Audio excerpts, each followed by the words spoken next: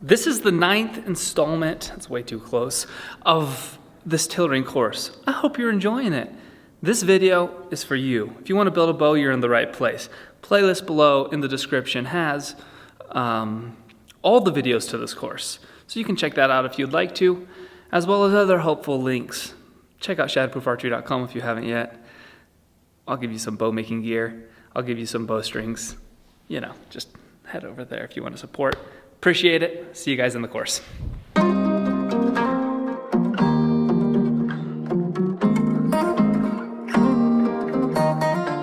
How to know how much wood to remove, and specifically for different parts of the tillering process, because it changes over time. Now, this is a method I've taken bits and pieces from different people, and through making many bows myself, this has worked for over 50 bows.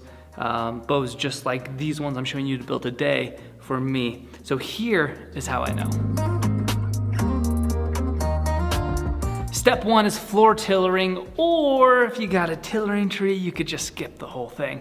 But basically, like this bow here does not bend at all right now.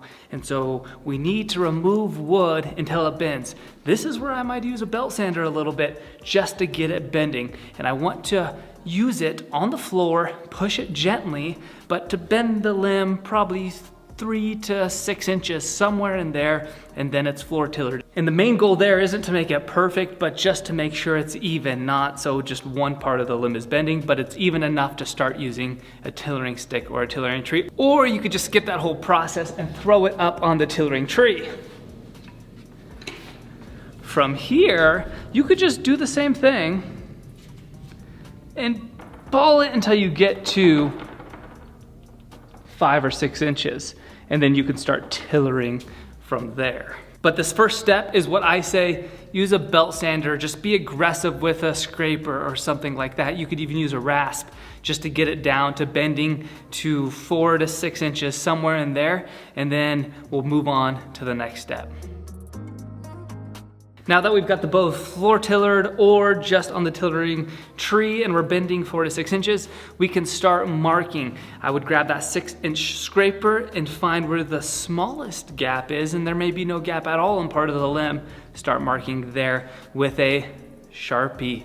At this point, we're gonna mark with a Sharpie. You could use a tillering gizmo if you'd like to, and then it's marked with a pencil, and then come to the bench and mark with a Sharpie. I mark with a Sharpie because a Sharpie seeps into the wood and tells you to remove more wood. If you just mark with a pencil, you're barely taking any wood off to get that pencil line off, and then you're not adjusting it enough. In the beginning, after floor tillering, we're going to use a Sharpie to remove wood. The other thing with a Sharpie is you want to mark all the way across the bow so you're removing wood evenly. So even with a scraper, I tend to mark the area I want to remove, and then I come over to the bench, and then I can mark lines all the way from the left to the right of the limb. That way I'm removing wood evenly. Continue on tillering with using a Sharpie as your marker until you hit the last 10 inches of your bow. So if your goal is a 40-pound pull at a 28-inch draw, you'll want to stop when it takes 40 pounds to pull back an 18-inch draw. That way it's 10 inches shorter than your finished draw.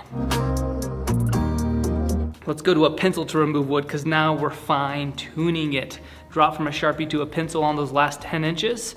That's what I recommend. If I'm honest, I only do it probably on the last 5 inches, and that's due to impatience and practice. It has probably cost me a bow or two here and there, but if you're feeling a little risky, you can use a Sharpie further on. The problem is, with a Sharpie, you're gonna remove more wood in an area, which can make it easier to overcorrect and then have to overcorrect, and you don't wanna overcorrect all the way until your bow's done.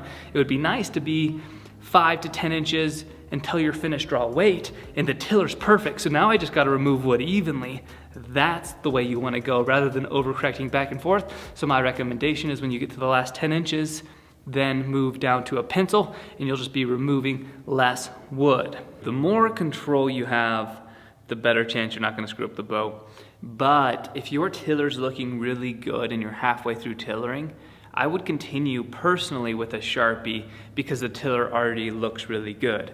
What you don't want to do is have the tiller off and then have to overcorrect back and forth. So just be careful with that. Make your own judgment call based upon your skill level, how good of a bow you want to make, and everything, and how much time you have. That's a big factor too. But if you're really wanting to make a really good bow, taking your time is generally the best way to get there. The other thing you can do is count. So if you are coming from the tillering tree to go remove wood with a scraper, I'm gonna do 10 scrapes on this side and on this side. That allows you to keep it even, especially if your tiller's looking fantastic and you wanna remove even parts off of both limbs. Count your strokes with the scraper, and you can remove 15 strokes with the scraper off each limb, and that's gonna keep you consistent. But if you do that counting, it really can help out a lot with knowing how much wood to remove. And finally, we're getting close to finishing up our bow, so we wanna slow down the closer to the end that we get. With that being said, I never take the scraper to my finished poundage at finished draw weight. Stop 1 inch early, which is gonna be 2 to 3 pounds lighter. So what that means is when your bow is at 40 pounds at the 27 inch draw, when you're looking for a 28 inch, stop, because 2 things will happen. 1, when you go to sand your bow to do the final sanding, it does remove some wood, therefore your tiller or the strength of your bow is gonna drop just a little bit. The second thing is string follow is gonna happen. It just happens. Some materials more than others, but this can reduce the speed and the poundage of your bow. So if you stop 1 inch early after you shoot 100 shots, I almost guarantee you it's gonna be dead on. But if you stop too late or right at it and you hit a 40-pound bow at your 28 inch draw, that bow is gonna end up probably at 37 to 38 pounds in the long run. The one other reason you'll really wanna stop early, and we'll get into this more later, but that is to shoot the bow before you call it done on the tillering. I find that one of the best ways to tiller is to literally shoot the bow, because then you can feel, is this what I like? And then you can make adjustments based upon that. We'll get into that later on, but stop 1 to 2 inches early on the draw length at your desired poundage. And that's my proven method to have enough speed with enough control to allow you to tiller a bow successfully. All right, we've got a whiteboard recap summary this time. So step 1 is floor tillering. That's to 4 to 6 inches. Bending roughly, you just want it smooth and bending correctly or evenly. Feel free to use aggressive tools at this process. Now the next part is the bulk of tillering.